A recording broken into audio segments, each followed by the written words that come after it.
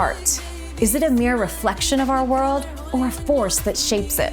From the battle cries of the revolution to the brushstrokes that dare us to dream, artists have long been the architects of social change. But in today's digital age, where attention spans are fleeting and causes countless, can art still ignite the fires of transformation?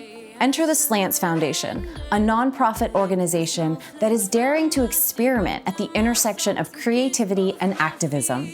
For years, the Slants Foundation has been quietly cultivating a new breed of artist warriors, arming them with the funding, mentorship, and a mission to drive social change through the universal language of art. I'm Sumi Krishnan, and this is Asian PaCIVICS, where music isn't just observed, but harnessed as a catalyst for change. Join us as we pull back the curtain and share the true stories of the rebels and visionaries who believe that art can break barriers and open up possibilities like nothing else. Fiona Dawn, welcome to the Asian PaCIVICS show. Thanks for having me. We're so excited to dive into your story as a change maker and an artist today. Your collaboration with an organization called Act to Change that combats bullying in Asian American youth, as well as the song you wrote for this program called Attention. That's right. So let's start a little bit with your background and how you got to where you are today. So you live in Seattle, but where is your family from and what's your ethnicity? I'm Chinese American. My mom is Chinese Vietnamese, and she was a refugee from the Vietnam War. And my father is Chinese Burmese, also an immigrant in the States. Did that identity impact how you grew up, or did that culture impact your childhood or upbringing? Absolutely. I am so grateful and lucky to have another cultural identity growing up, and my parents really fostered a lot of great Chinese values in me, and Seattle has a great Chinese community for that. So growing up on the weekends, I learned Chinese folk dancing, calligraphy. Oh, wow. Went to math tutoring and also learned Chinese, and it was very fun to be in a social enclave that taught me values and language and, of course, the amazing food as well in that community. Did you learn to cook? From my parents, yes. Okay. There was always Thai, Vietnamese, Chinese food in the kitchen growing up. That's fantastic. Okay, so you became an artist and you became a musician. And when did that start? Like, where did that passion for music come from? Right. So as a kid, I loved singing at family weddings and reunions and gatherings. So if there was a karaoke machine, you were there. I would grab the mic. And I joined choir growing up in middle school and high school. But then afterwards, I had a love for pop music. So I think that really shifted the types of music I listened to, as well as the way I would sing. You started getting into American pop? Oh, I listened to American pop and hip hop growing up in middle school and high school. But yes, I did listen to Chinese pop music as well. And that was really the inspiration, my love for the Chinese language. And I started to write Chinese songs myself in college. Really? So when you say write Chinese songs, does that mean like the soundscapes that was used in Chinese music? Was it in Mandarin, or what do you mean write Chinese songs? So I went through this experimental phase where I was very into pop and rock, and I did incorporate Chinese instruments into my pop rock song. Do you know the Chinese zither? It's called the guzheng as well. So I played it like a guitar riff in one of my songs. It's called Tricks of the Trade, and it was a song that I wrote in Chinese. That's so cool. Yeah, I had really amazing friends who helped me out in terms of soundscapes for guitar, drums, and we layered it into a pop rock song. Oh, I love that. Okay, so you had been doing music for a while, writing songs, singing, and did you always know you wanted to do it as sort of your main thing, as your profession? It was very hard because I loved it so much, but I knew that it would be difficult to have it as a sustainable career. That was a point of contention with me and my parents the whole time. And I was kind of at a turning point after I graduated from college, what I wanted to do versus what my parents expected of me. But So you wanted to do music? I did. But your parents expected what? They expected me to get a good, stable job at one of the big corporate companies in Seattle. Okay. Yeah. Okay, so what ended up happening? After college, I was very dedicated with playing live shows. I had an EP out. I was gigging in Seattle, and I also played at an off South by Southwest showcase. Mm-hmm. And I was very excited because I got an international gig to play in China called Strawberry Music Festival. So this was my pivot and journey into an international gig in China. Did you have a band at the time, or was it just you? I had a band at the time in Seattle, but I flew to Beijing myself, and I found musicians to play and jam with me. How old were you? I was 25. That takes a lot of guts to go out on your own. Yeah, and so I was super excited. I rehearsed for about a month, and the gig was canceled. Oh no! I was devastated, and I told the organizers that they owed me a show. Eventually what happened was I didn't want to come back to the States just yet, so I auditioned for a lot of music creative jobs, and one of which was an international music station that was going to launch that summer. I trained for about a month, and they felt like I was fit for the job, so I got a live music show. Wait, you got the live music show, but you were applying for the job. Yes. What was the job? A music radio DJ. And then they gave you a show along with that? I auditioned to be a radio music DJ at an international station that was launching that summer. They wanted someone with an international background who listened to pop music growing up. And I was also able to share about living and growing up in the States. Yeah. A lot of Chinese millennials and Gen Zs at the time, they're very curious about American pop music, movies, and culture. And I auditioned for the show and trained for it. And they gave me a live show. It was 8 to 11 every night, Monday to Friday. And the show was called 8+. Wow. Hey, that's a big gig. Yeah. And I think that it was a huge turning point for me because I always wanted a stable job that was also music related. How could I say no to that? That's amazing. Now you have gotten into, you clearly have a passion for not only being a musician and being an artist and doing music, but also for making an impact in the world and using your music to create change. And through this program, you partnered with an organization called Act to Change that combats bullying. Where did you get that interest from, and why that cause? Well, I wanted to work with Act to Change because I've also had personal experiences with online harassment. When I was a radio music host, I was cyberbullied online. Okay. And that was really scary, isolating, and Can you give us an example of what that looked like? I received hate messages on my social media or when I was doing live, and I was very angry, and I didn't know the resources available to me, especially as a foreigner in a different country. Yeah. Laws are very different, and it maybe hasn't caught up to the times of social media and technology right now. That's such a good point. I just felt if at that time I was a grown adult and I had these feelings, imagine what that would feel like for a high schooler or someone younger trying to find his or her way into the world. And I just wanted to turn lemons into lemonade and shine a light that this is, happening everywhere, not only among youth, but also among working professionals. How did you find out about this organization, Act to Change? Was it something that you actively searched for? This was an initiative I actively searched for, and I felt that they wanted to focus more to provide resources and awareness to specifically Asian American Pacific Islander youth. And it rang true to me because AAPI communities and youth, we deal with so many maybe religious, language, and cultural barriers. We sometimes don't know where to find the resources. And this was the best nonprofit for me to see where I could participate and help out with. Okay, so how did you find out about Act to Change, and what made you want to partner with them? Or what does a collaboration with an artist and a musician and an organization like theirs look like? Act to Change has many wonderful programs.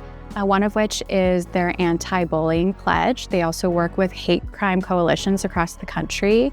And they have a wonderful youth ambassador program to promote advocacy and wonderful offline events to promote diversity and awareness. That is the thing that we need the most. And also to highlight again the issue of cyberbullying. Okay, cool. So you found this organization, you liked what they were doing. How did you get involved as an artist?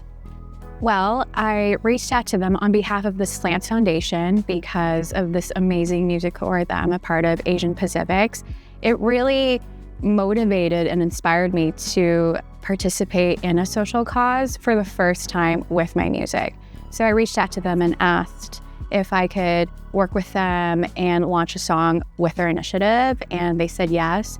I'm so excited. We're working on a podcast and video right now where I get to interview the executive director of Act to Change, as well as the founder of the Slants Foundation, Simon Tam, as well as professional experts who have an idea of how cyberbullying or harassment works in schools as well as in the professional workplace.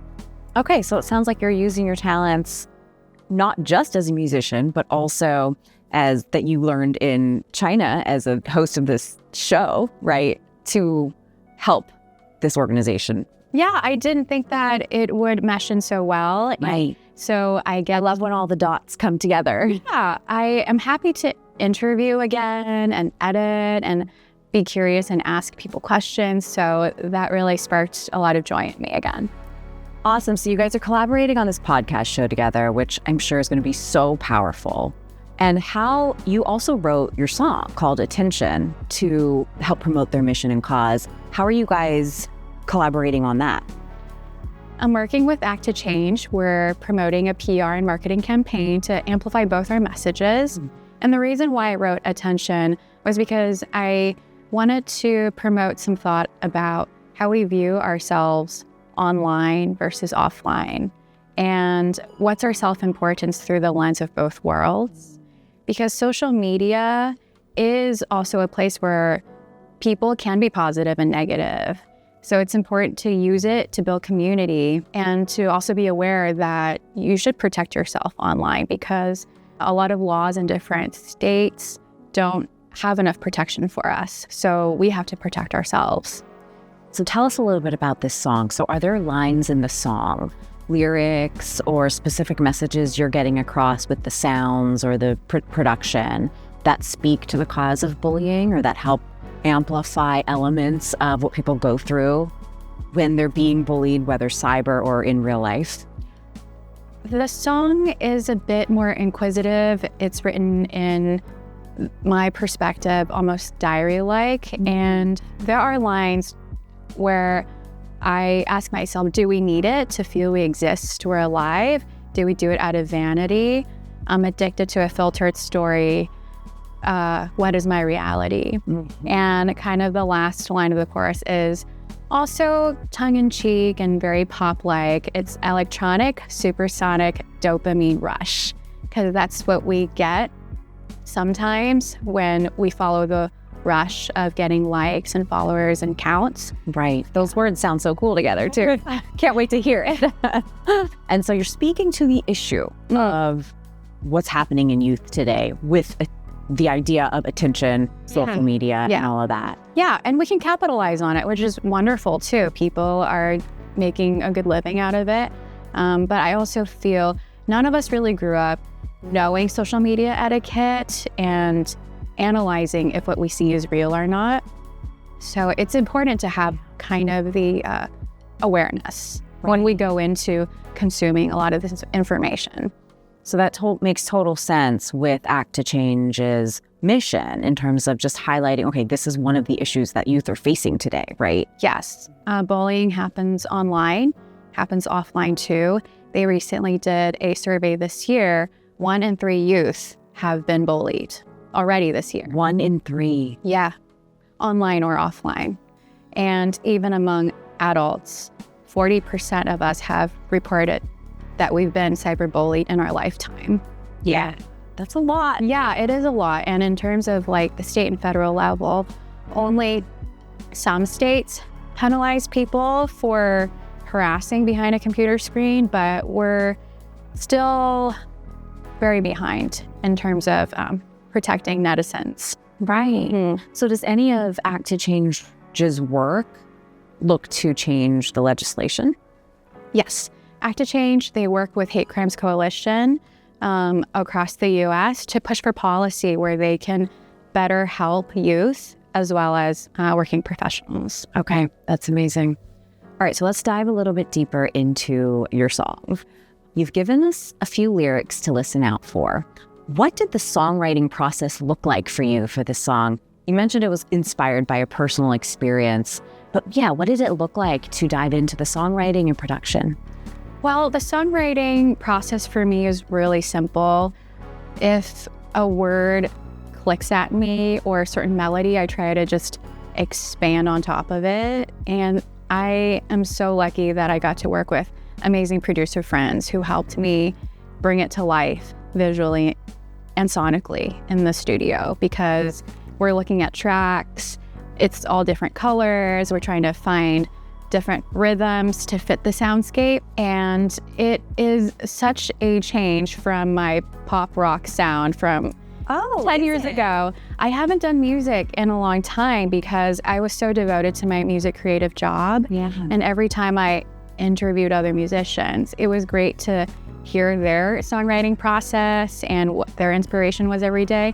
But I was just so busy with work, I didn't have time to really continue to hone my craft myself. Makes total sense. Yeah, and right now, I'm very lucky to have the opportunity to release the song and get back on that bandwagon and start creating again. And I'm very thankful to all my friends who helped me make this possible. So how long did it take you to write the lyrics? It took me about maybe 2 weeks just to fine tune it. Did you write them yourself or did you co-write? I wrote the song myself, but for the Chinese version, I did have my Chinese lyricist friends help me out. Yeah. So there's a Chinese version of the same song? Yes. Okay, interesting. Okay, cool. And does it sound the same? It sounds the same. The message, I would say it's transliterate. So not word for word, but the thought, the idea behind the whole message is roughly the same. Yeah. And are you trying to reach Chinese kids in America or abroad with that song? I think with the Chinese song, for sure. China. Yeah, Mandarin-speaking regions, just to let them know that we're all going through the same thing, no matter your age. It's a phenomena that we have to tackle together. That's so powerful. Okay, so you mentioned it's a diversion from your pop rock background. Indeed. What genre would you put this in? I would say it's more indie pop. Before, I was very acoustic. Okay. Everything was in the studio recorded. But this song, just because of like budget and time limitations, it was all done in the studio with very good VSTs, plugins, creative friends. And so, yeah, the soundscape is more lush. You can bop to it. You can groove to it. And it's been really fun just to keep exploring and fine-tuning what I like and what I want to share. And I was able to have a music video. Oh, fun. How did that come about? So after I recorded the song, I had enough saved where I could film this. Money. Yes. The budget is always a conversation for independent artists. So I'm glad you're bringing it up. Tell me about it. And it was definitely a passion project. But I was able to film it in Shenzhen, China, as well as in New York City. Fun fact, I have a cameo in there from a former NBA Lakers player. Oh, can you tell us which one? Yes, it's Lamar Odom. Oh my goodness, you're kidding. I think we all know him because of reality TV. Oh yeah, totally. We were renting a space to film the music video. It was a party scene and he was in the same city, in the same building, having a meeting next door about prospective basketball projects. And we were short of a lot of people for the party scene. And we went next door and asked if he'd be so gracious to come and join us. And he said, I'm down to support an independent artist. So how many of his crew came over? Was it just him? I think there were 3 people, Okay. but the organizers who we rented the space from, they came in as well. So there still weren't a lot of people, but we made it look like it was full. Yeah. All right. Well, we will look out for that. Is there anything else you want to add before we listen to the song and watch the video? I'm so excited to be sharing this piece of musical work with you guys. I also want to thank Lamar Odom, who made a cameo in this music video. He is a huge advocate for mental health, as well as starting over with grace. And I hope that the message in this song really speaks to some of you guys out there. And I look forward to creating more songs in the future. Amazing. Fiona Dawn, thank you so much for being here with us today, for sharing your story as a musician, as an activist, and thank you. It was such a pleasure.